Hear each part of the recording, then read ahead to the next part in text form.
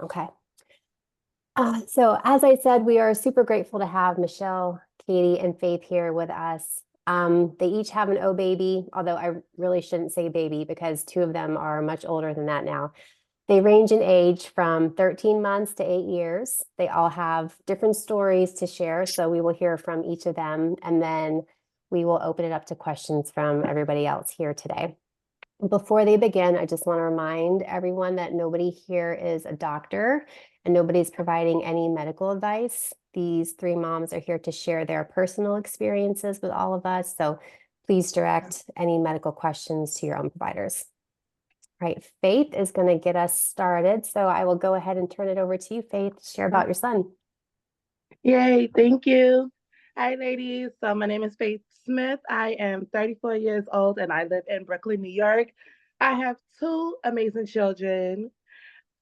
The one I'm going to tell you about today is my personal best friend. Shade, but no shade, but they're not here, so I can talk about them as much as I want. Um, my my personal best friend. I found out. I'm gonna try to sum it up. It's very long, but I'm gonna sum it up in very as much as I can. So found that I was pregnant with him in October of 2014 and that he was going to be born on my birthday, which is May 18th. Come January, go for a routine checkup to also find out the sex of my child. And instead of finding out the sex of my child, I am ultimately told that my child is, he has a huge follicle and that I should terminate him at 20 weeks. Not too sure if you guys know about the health system out here in New York. I live in Brooklyn, so it's kind of sketchy when it goes to finding good childcare. Well, not childcare, healthcare. And the hospital that I actually went to wanted me to terminate him and wanted me to start the termination that same day. So I was 24 at the time and heartbroken. I didn't want to just say, okay, well, you know what? I'm going to terminate my child. This is my child, 5 months pregnant, 24, very young. Don't know what I don't know what I'm doing, but I know I'm not going to terminate my child. So I went home and I did some research and I made an appointment with my OB for the very next day. And she gave me a list of she gave me a list of a few doctors in New York that will help give me some clarity as to what I should do to continue on the process of my pregnancy. I knocked on maybe about 10 doors of doctors before I found the one doctor that gave me the yes. And we ultimately tracked the process of my child, which I eventually found that I was having a boy. His name is, well, I'm gonna get to the name part. Um, and and Dr. Spiglin, I love her so much. I still talk to her every year till this day. She gave me like the process of like what to do, what to eat. I had to be on immediate bed rest because I also had preeclampsia and to, monitor what I'm eating, make sure I'm drinking a lot of water. I was ultimately in the hospital probably about twice a week for continuous IVs.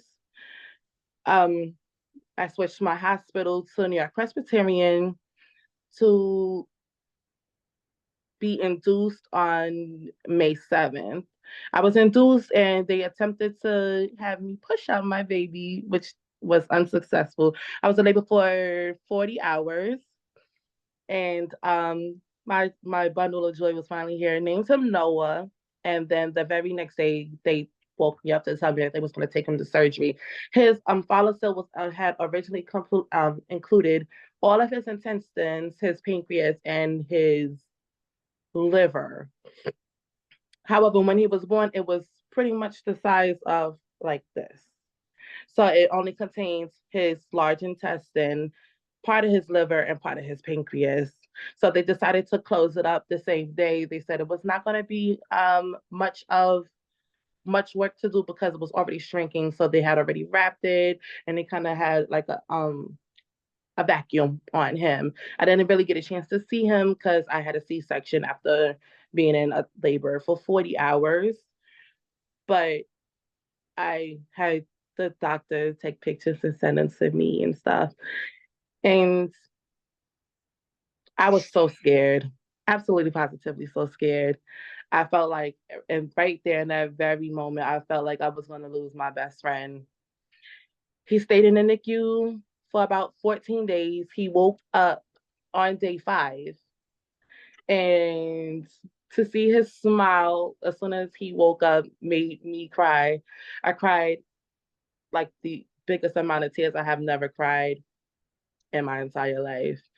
And for me experiencing so much grief, I was already kind of set up for the grief of to possibly lose my child because that's what I was told and that's what was trained into my head, even though the best doctor in the state of New York always told me that even though we're giving you the best possible odds, there is always that 5% chance that you will walk out here without your child. I eventually left the hospital and I stayed up there every day. Every day I would go up there and check on him. And up until day 18, I went up there on my birthday and I told them I need my child to come home. So we started a process once, he was tooth fed to get him. I would kind of say I forced the issue to get started, but it's a good thing that I did because at the end of the day, they always say that moms know best. I felt like my child had enough rest period and everything. And just call it a hunch. But at the end of the day, I fought for him to be bottle fed. I breastfed him as much as I can, although they said that I couldn't do too much because I experienced a trauma. And my best friend came home June 18th, a month after my birthday, and that is our anniversary day. It has not been easy. After having him, I still had to see cardiologists, had to see a genetics specialist to find out that my child has an extra chromosome, but he is also missing a chromosome somewhere else. So they had to do the genetic testing for him to get him the best possible care for him. The best doctors had to do physical therapy for him 3 times out of the week. And it was stressful, but my baby is 8 years old, and that is my best friend to this day. Um, it is a long story and it is a long road because now at 8 years old, I can tell you that he comes with a lot of sass, but he is who I called, I'm not too sure if you guys know of Looney Tunes, but he is my Wile E. Coyote. He is like my smartest best friend who we're 9 days apart. His birthday is May 9th. I'm May 18th. If he was here, he would automatically correct me and say, well, yeah, mom, because we're 9 days apart. But that is my best friend, and we do everything together. We go through everything together. His struggles is my struggles.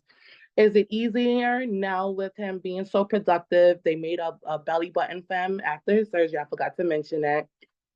Is he easy? Absolutely not, because now nobody tells you that when you have a child and he's 8 going into the preteen that he comes with extra sass, but he is still undeniably my favorite Mother's Day present. I'm here for any questions, comments, anything that you guys want to ask me about. If I missed anything, or if you guys have any questions that I can add to my story and my journey of an old baby, definitely I can answer those questions to the best of my abilities. Thank you, Faith. Thank you so much for sharing. No problem. You're welcome. All right, let's see, Michelle or Katie, who would I'll like to go, go next? if you Okay, go don't ahead. mind, Katie. So my name is Michelle Stevens, and I live about an hour north of St. Petersburg, Florida. And my warrior's name is Hannah. She will be 4 in about 2 weeks. And we found out that we were pregnant about a month after we moved here. So we were 6 hours from our family, our friends, our support system, and it was really tough finding out that we were pregnant. And then at her 12-week appointment, that's when we found out about the omphalocele, and that was even harder.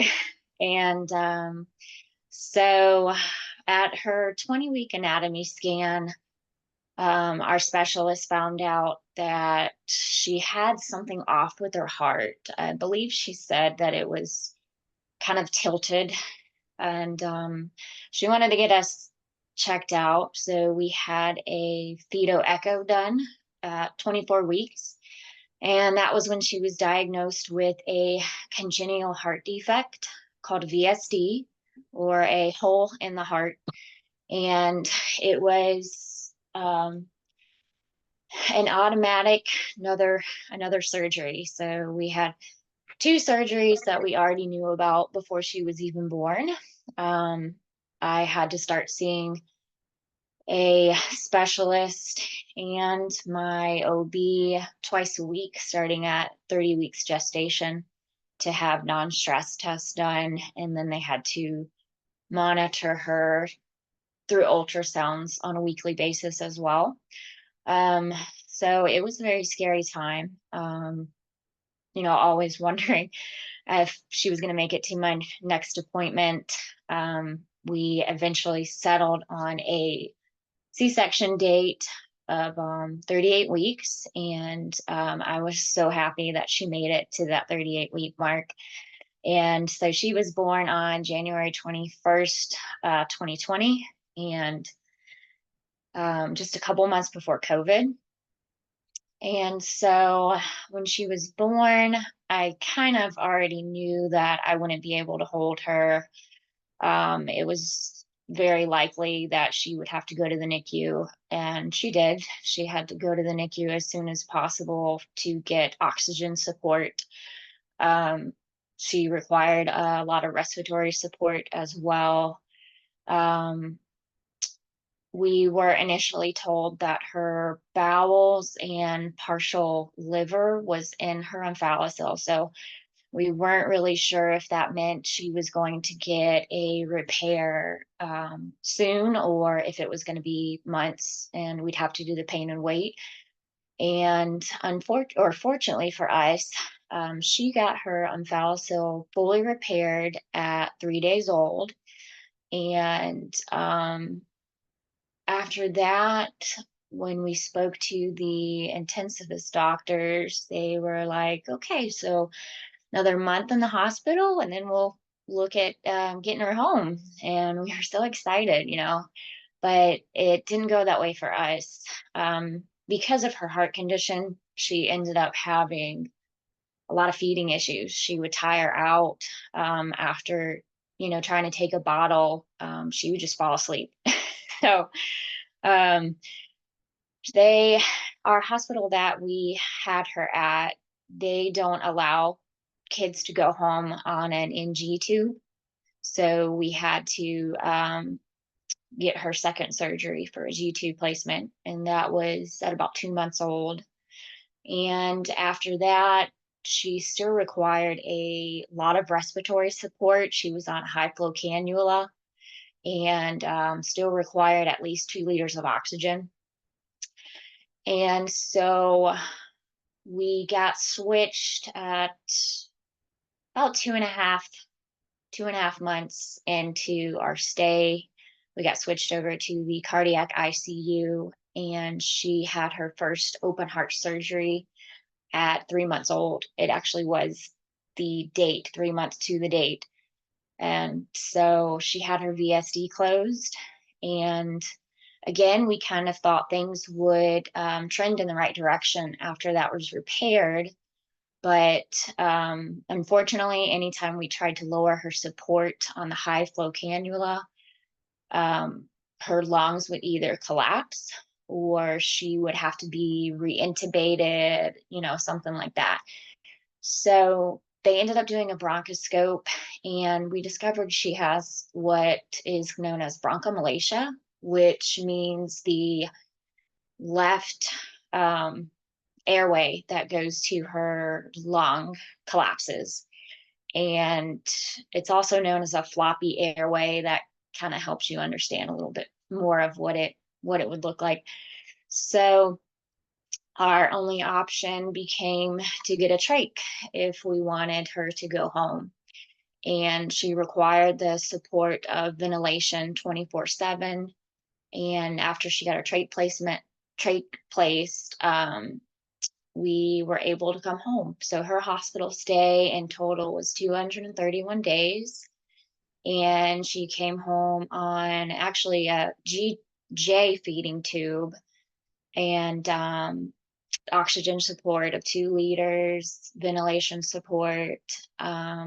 We had home health nursing, which we still do 24/7.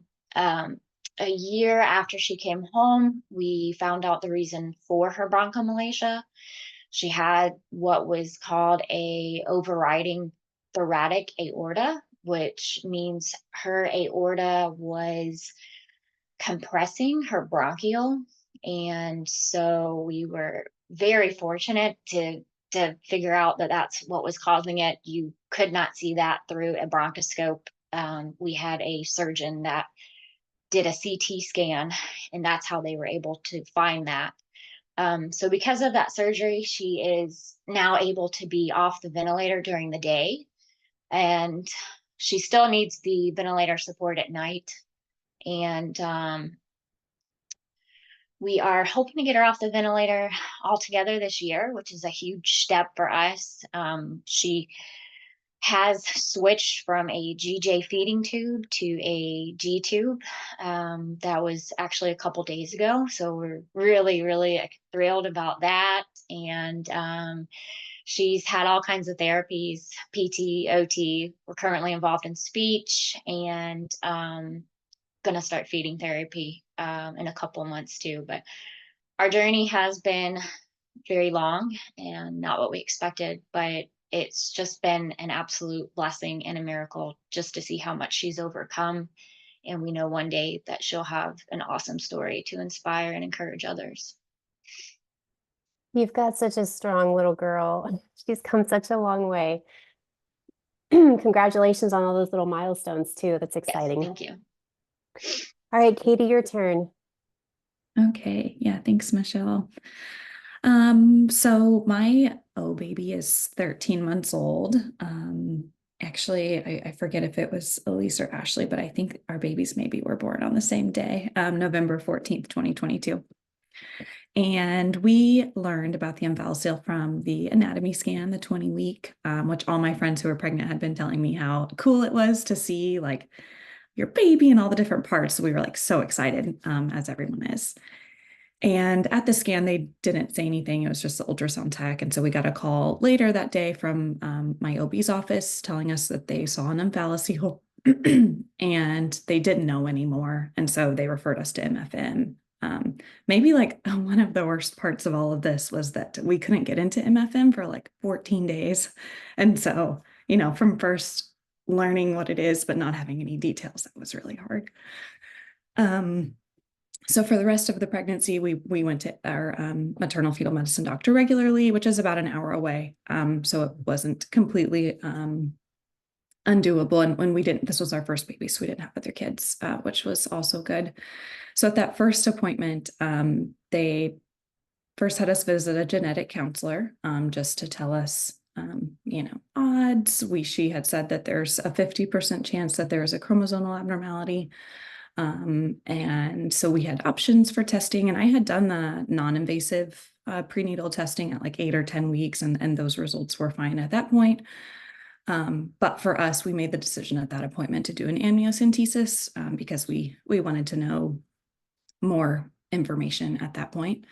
My experience with the amnio was very smooth and very good. I didn't have any symptoms or side effects. So I ended up being happy that we did that. And then we had the appointment with our MFM doctor, and she did her ultrasound, and she could have, you know, see more details about the UmValocil. And she came into the room kind of after looking at the results, and she said, if I had to have an UmValocil, this is the one I would want to have. And so that felt really good to hear her say those words. And so She had said it contained intestines only from what she could tell. We waited about 2 weeks maybe to get amnio results back, and we did all of the extra BWS testing and everything else that we could. And all of those were clear. And so our baby had a small umbilical with no chromosomal abnormalities. So we were feeling really good at that point. Continued doctor's appointments throughout pregnancy and then kind of started talking about what delivery would look like. I had the choice between a vaginal and a C-section. And so I had some time to kind of think about the pros and cons of those. And they didn't want me to go past 39 weeks. So it would be an induction or a C-section. So I chose a planned C-section. We delivered her at 39 weeks in the specialty hospital with the surgeon there and everyone in the room kind of ready. So like most of you, I also knew I wouldn't get that, holding or skin to skin. I maybe wouldn't even see her after she was born. So she came out screaming and wailing. So that was a good sign. My husband was there and got to go to the NICU with her and the surgeon was there. I saw her a little later that day, kind of wrapped up in plastic, but she was really doing pretty well. During pregnancy, we did do an echo and an EKG when she was in the womb, and they didn't see any problems with the heart. In the NICU, when they did those again, they saw an ASD and a VSD, so a hole in the top and a hole in the bottom. And they weren't big enough to need surgery at that point, but it was more of, we're going to continue to monitor those. So she had her full closure surgery at 40 hours old. And the surgeon came back afterwards and kind of was telling us how it went, was able to close her up, give her a little belly button. But he did say he saw bowels and an appendix, and he said he just really didn't get a good look and wasn't sure kind of what all was in there, but that didn't matter. It was able to be closed. And so that was really good news. She stayed in the NICU for a week after that. And really, since she was a full-term baby, able to eat, was a healthy weight, she really recovered from surgery pretty well with some pain meds. So we went home and we have continued cardiologist checkups. So at 3 months, we went back, still had both holes. At 9 months, though, we went back and the VSD was closed, but the ASD, the hole in the top, is still open. The doctor said that isn't a surgery they would do until she was about 2 or 3 years old. So that is still being monitored. But other than that, she's a really healthy 13-month-old with kind of a funny looking belly button. So yeah, that's our story. Thank you, Katie.